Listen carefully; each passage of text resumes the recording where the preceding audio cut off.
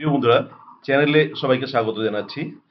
আজকে আমরা আরম্ভ করতে যাচ্ছি প্র্যাকটিস সেট 30। আমরা এর আগের প্র্যাকটিস সেটগুলোতে দেখেছেন আপনারা যে 10টা গ্রামার থেকে প্রশ্ন থাকে, 10টা টেক্সট থেকে প্রশ্ন থাকে। আপনারা সেই প্রশ্নগুলো খুব সুন্দর দেখছেন এবং সব প্র্যাকটিস সেটগুলোই ভালো করে দেখছেন, কারণ অনেকে বিভিন্ন রকম কমেন্ট করছেন, প্রশ্নগুলো সম্পর্কে জানতে চাচ্ছেন। ভালো লাগছে। এটাই হচ্ছে এই আমার প্রশ্ন সেট করা বা এই টেস্টগুলোর বড় পাওনা একটা। তো চলুন আজকে দেরি না করে প্র্যাকটিস সেট 30 আরম্ভ করি। প্রথম প্রশ্নটা, the pity war distils, this line is good example of.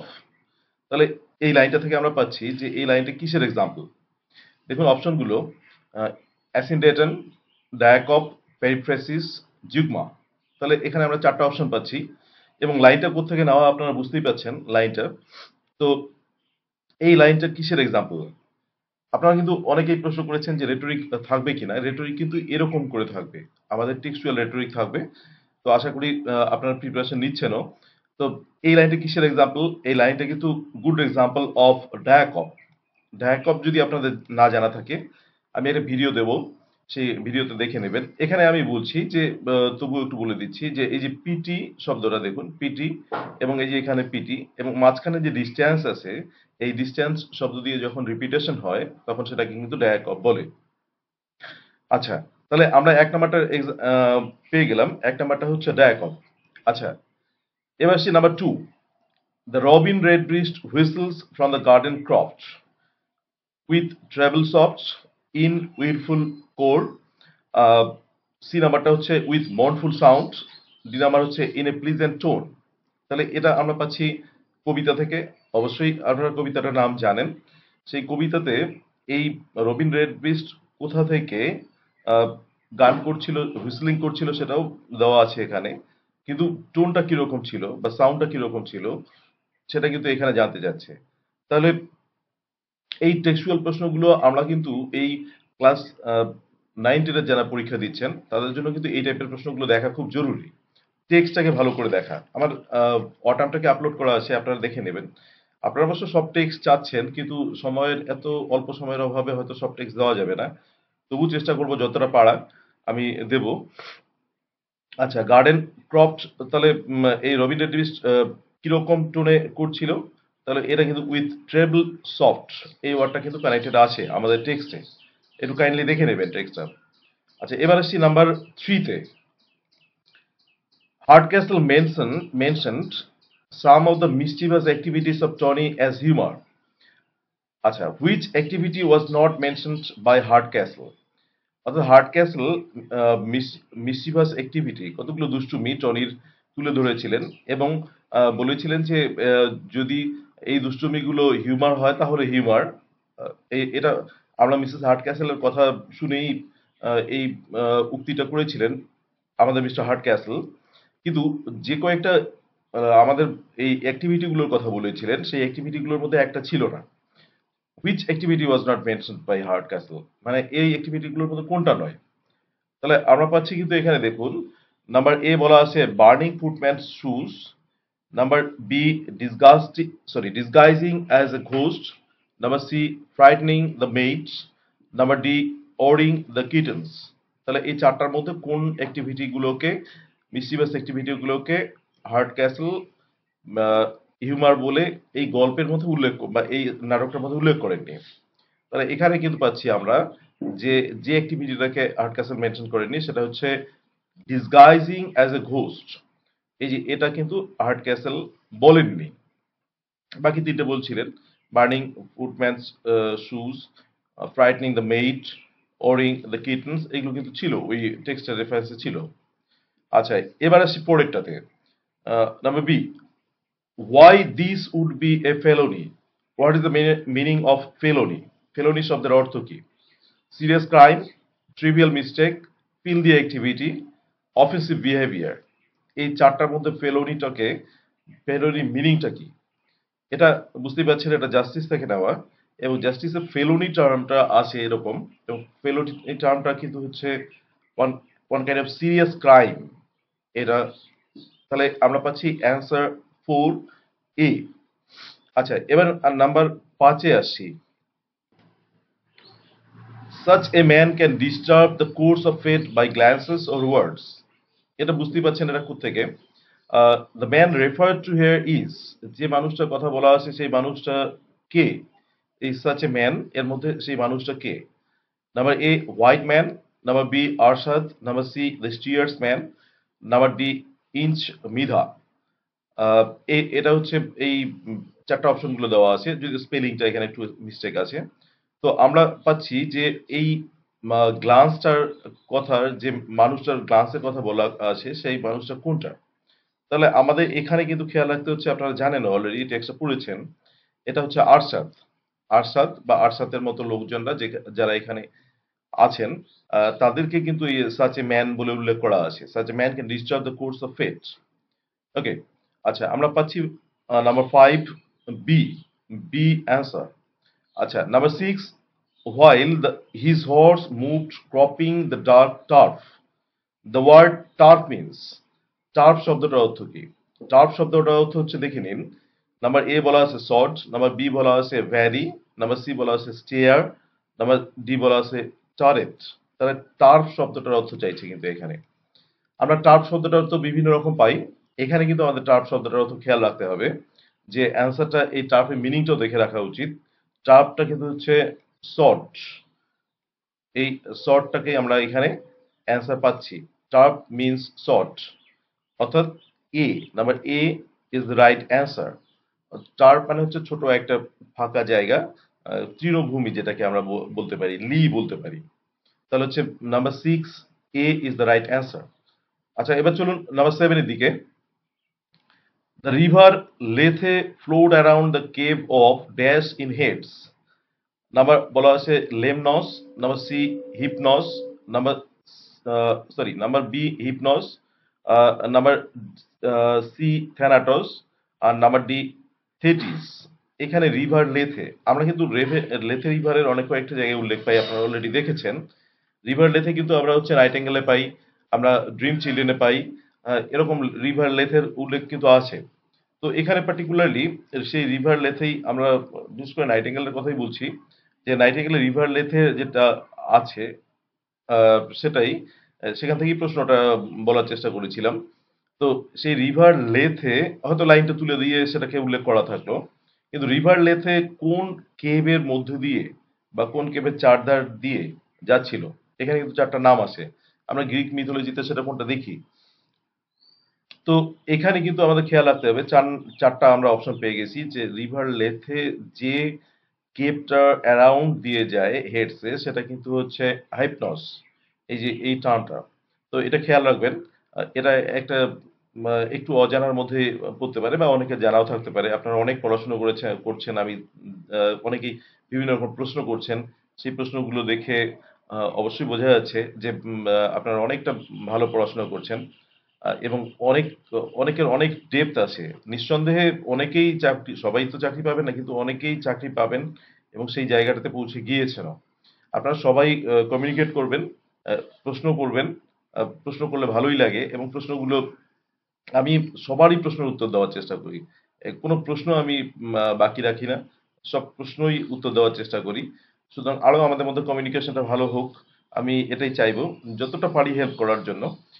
তবে টেক্সট গুলোর ক্ষেত্রে দেখছি যতটা পারা যায়, টেক্সট গুলো একটু সময় লাগে, আপনারা জানেন, যে যতটা পারি আহ, দিচ্ছি।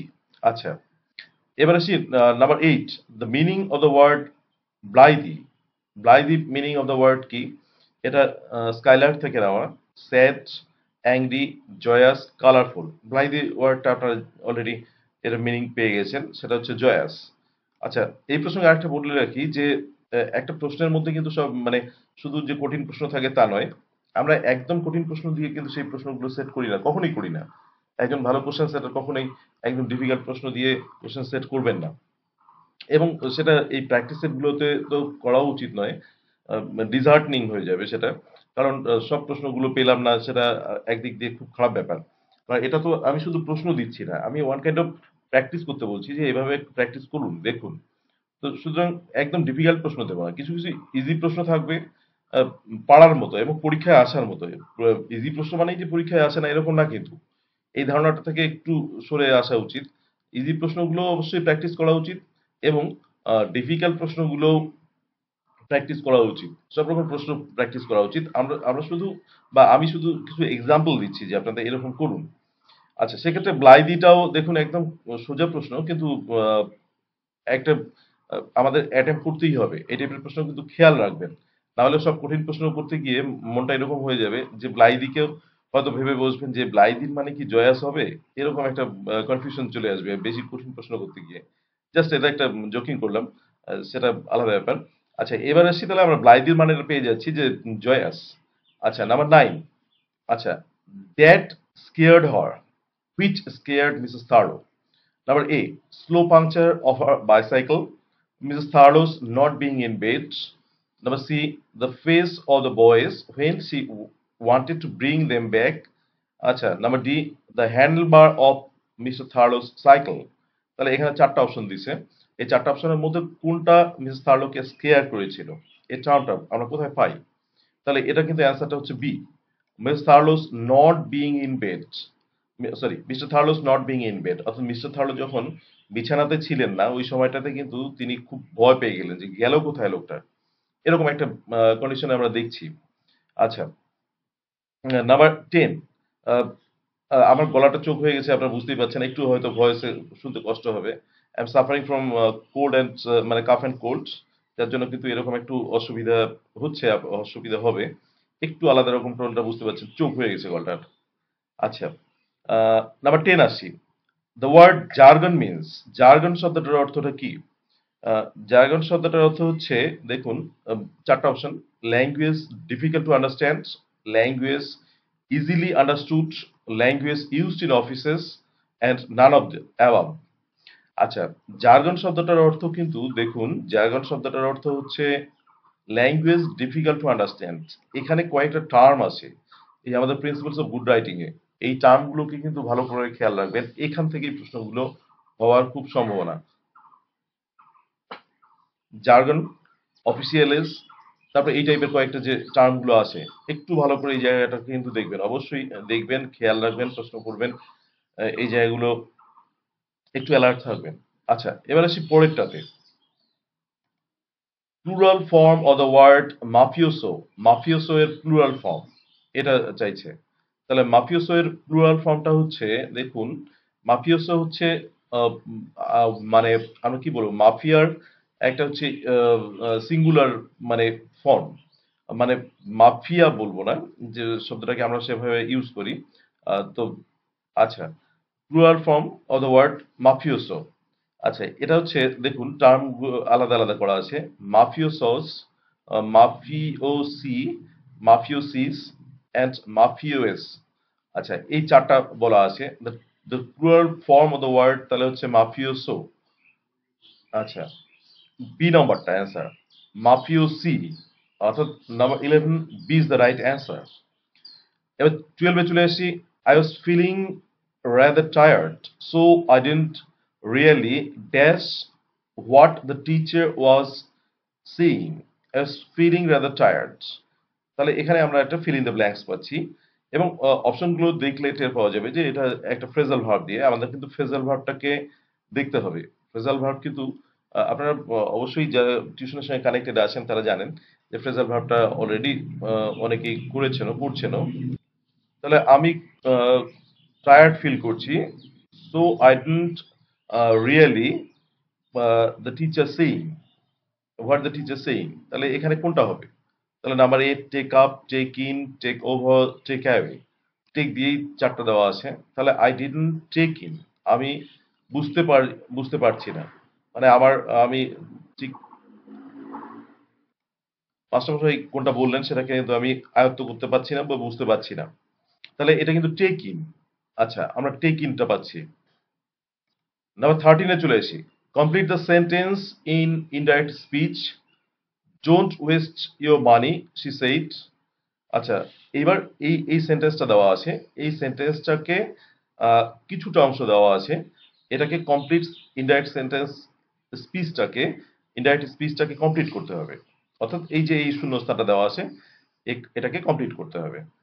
তাহলে এরকমও প্রশ্ন থাকতে পারে, শুধু যে ইনডাইরেক্ট স্পিচ দিয়ে ম্যাচিং করা থাকবে তা নয়। এটা একটা জাস্ট একটা স্যাম্পল কোশ্চেন। তো দেখুন কি থাকতে পারে এই সেন্টেন্সটার ইনডাইরেক্ট স্পিচ।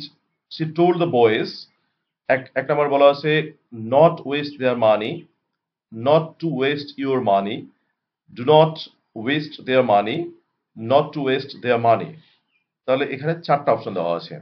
তাহলে চারটা অপশনের মধ্যে হচ্ছে আমাদের নাম্বার 13-এ চারটা অপশনের মধ্যে কোনটা অ্যান্সার হবে? আমার নাম্বার 13-এ কিন্তু আমরা পাচ্ছি D is the right answer. কেন D is the right answer?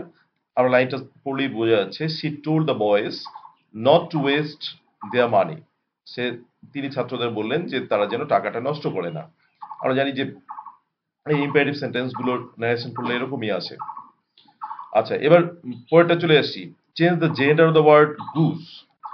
তাহলে গুজের কিন্তু হচ্ছে জেন্ডারটাকে চেঞ্জ করতে বলছে। তাহলে দেখে নিন, গুজ নাম্বার এ গিজ, নাম্বার বি গুজার, নাম্বার সি গুজন, নাম্বার ডি গ্যান্ডার। আচ্ছা, তাহলে আমাদের এখানে গুজের কিন্তু জেন্ডারটাকে চেঞ্জ করতে বলছে। এবার যেটা হয় যে আমরা চারটা অপশনই পড়লাম, চারটা অপশনই পড়ার আগে যদি আপনারা চারটা অপশন না পড়েন, হ্যাঁ, চারটা অপশন না পড়ার ক্ষেত্রে কি দাঁড়াবে দেখুন। গুজ কিন্তু খেয়া মানে গুজের সঙ্গে কানেক্টেড আমরা সবসময় একটা গিজ গিজ একটা মনে পড়ে। অর্থাৎ আমরা কিন্তু জেন্ডারটা একটু, আমি বলতে চাচ্ছি যে জেন্ডারটাকে একটু হয়তো ওভারলুক করে গেলাম, যে গুজ গিজ দিয়ে একদম প্রথমে তাড়াহুড়োতে গুজ গিজ দিয়ে দিলাম। কিন্তু না, এখানে কিন্তু খেয়াল রাখতে হবে, চারটা অপশন পড়তে হবে এবং চারটা অপশনের মধ্যে ভালো করে দেখতে হবে কোনটা কিন্তু অ্যান্সার। এখানে দেখুন, এখানে রাইট অ্যান্সারটা কিন্তু গ্যান্ডার।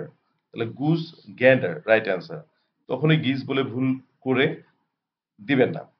আচ্ছা, এরকম কনফিউশন ক্রিয়েট করাও কিন্তু আমাদের এমসিকিউ এর অনেকটা লক্ষণ, মানে লক্ষ্য থাকে যে যে কোনো ভাবে প্রশ্ন তো একই রকম থাকে, প্রশ্ন খুব যে ডিফিকাল্ট থাকে তা না, কিন্তু কনফিউজ করে দেওয়া যে এটা হবে কি এটা হবে, এরকম টাইপের কিন্তু প্রশ্নের আমাদের একটা টার্গেট থাকে এই এমসিকিউ প্রশ্নগুলোর ক্ষেত্রে। আচ্ছা, যাকে আমাদের এটা পেয়ে গেলাম, আমরা 14 নাম্বারের ডি পেয়ে গেলাম অ্যান্সারটা। এবার আসি পরেরটাতে, A dash of whales were playing in the sea water, choose the appropriate collective noun। তাহলে ড্যাশ অফ whales, তাহলে এটা কি হবে? Number A host, number B bevy, number C school, number D party. তাহলে এই চারটার মধ্যে কোনটা হবে? whales এর ক্ষেত্রে কালেকটিভ নাউন কোনটা বসে? আমাদের খেয়াল রাখতে হবে, হোস্ট মানে সরি, whale-এর ক্ষেত্রে বসে কিন্তু হচ্ছে school. A school of whales were playing in the sea water। তাহলে এটা আমরা কিন্তু পাচ্ছি right answer school. 15 C is the right answer. আচ্ছা, নেক্সট ওয়ান আসছি, wait till I return, which one is the correct simple sentence of the line? আচ্ছা, correct simple sentence আছে, তাহলে এটা আমরা পাচ্ছি একটা কমপ্লেক্স সেন্টেন্স এখানে। তারপরে দেখি তাহলে হচ্ছে কি, wait here till my return. আচ্ছা, wait here till I am returning, wait here till I returned, all are correct. তাহলে এখানে কিন্তু আবার অল আর কারেক্ট বলে দিছে। তো আমাদের দেখতে হবে যে অল আর কারেক্ট দেওয়ার সঙ্গে সঙ্গে আমাদের খেয়াল রাখতে হবে যে বাকি তিনটা অপশন হচ্ছে কিনা, এটাও কিন্তু দেখে নিতে হবে। আচ্ছা, তাহলে এখানে কিন্তু আমরা 16 পাচ্ছি wait here till my return. এই অ্যান্সারটা হচ্ছে রাইট অ্যান্সার। ওকে, নেক্সট ওয়ানে আসি, number 17, the meaning of the idiom broken reeds is, broken reeds শব্দের অর্থ কি? ব্রোকেন রিড ইডিয়ামটার অর্থ কি? A number illusory discovery, an unprofitable venture, a constant source of annoyance, D number দিয়ে a weak and unreliable person. তাহলে এটা broken read শব্দের অর্থ কোনটা হবে? তাহলে ব্রোকেন রিড শব্দের অর্থ কিন্তু হচ্ছে এমন একটা যে লোক যার উপর আমরা ভরসা করতে পারি না, আনরিলায়েবল এবং উইক। তাহলে D is the right answer. আচ্ছা, এবার আসি 18-এ, the brothers quarrelled with each other, ভাইরা একে অপরের সঙ্গে ঝগড়া করছিল। The underline word is an example of, এই আন্ডারলাইন ওয়ার্ডটা এটা কিসের এক্সাম্পল? ইচ আদারটা কিসের example? Reciprocal pronoun, demonstrative pronoun, reflexive pronoun, না ইনডিফিনিট প্রোনাউন? তাহলে আমাদের কিন্তু এখানে পাচ্ছি আমরা ইচ আদারটা কিসের এক্সাম্পল? নাম্বার 18টা কিন্তু হচ্ছে রেসিপ্রোকাল প্রোনাউনের example. Number A, 18A is the right answer. চলে আসি শেষের দুটোতে, are not you going to introduce me dash your friends. এখানে কিন্তু আমরা পাচ্ছি আহ, এটাকে আমরা বলছি এই প্রিপোজিশন দিয়ে, অ্যাপ্রোপ্রিয়েট প্রিপোজিশন দিয়ে। নাও অপশনগুলো দেখি। Number A, with; B, by; C, to; D, at. তাহলে আমরা কি পাবো? এটা রাইট অ্যান্সার। রাইট অ্যান্সারটা আমরা কিন্তু পাচ্ছি two. Are not you going to introduce me to your friends? This two is the right answer. আচ্ছা, unless he consents we can do nothing, এটাকে which mood is used in this line? এখানে কোন মুডটাকে ব্যবহার করা আছে? তাহলে কি কি মুড পাচ্ছি? Indicative mood, imperative mood, subjunctive mood and infinitive mood. চারটা মুড আমরা এখানে পেয়ে গেলাম। আচ্ছা, চারটা মুডের মধ্যে কোন মুডটার এখানে রাইট অ্যান্সার? তাহলে এটার অ্যান্সারটা কিন্তু হচ্ছে unless he consents we can do nothing, এটা কিন্তু indicative mood. That is 20A is the right answer. তাহলে এগুলোই ছিল আমাদের আজকের প্রশ্ন, 20টা প্রশ্ন। আশা করি প্রশ্নগুলো আগে দেখে নিয়েছেন। আমার উত্তর বলার আগে সেই প্রশ্নগুলোর উত্তরটা নিজে লিখে নিয়ে নিজের সঙ্গে মিলিয়ে নিয়েছেন যে কতটা আমি পাচ্ছি। এভাবেই কিন্তু প্র্যাকটিসটা করতে হয়। তো আরেকটা ব্যাপার যেটা হচ্ছে, সেটা যদি কোনো প্রশ্ন থেকে থাকে সে প্রশ্নগুলো কিন্তু জিজ্ঞেস করতে পারেন। বিশেষ করে আমাদের এই সংক্রান্ত প্রশ্ন, অর্থাৎ কোথায় বসতে পারবেন, কোথায় না বসতে পারবেন, এগুলো অনেকেই জিজ্ঞেস করছেন। ভালো লাগছে, সবার উত্তরটা দিতে পারছি। জাস্ট একটা হেল্পিং হ্যান্ড হিসাবে কাজ করতে যাচ্ছি, জাস্ট এজ এ গাইড কাজ করতে যাচ্ছি। তাহলে যদি সেরকম কাজে আসি তাহলে খুবই ভালো লাগবে। Thank you for watching the video. Please subscribe the channel and stay tuned.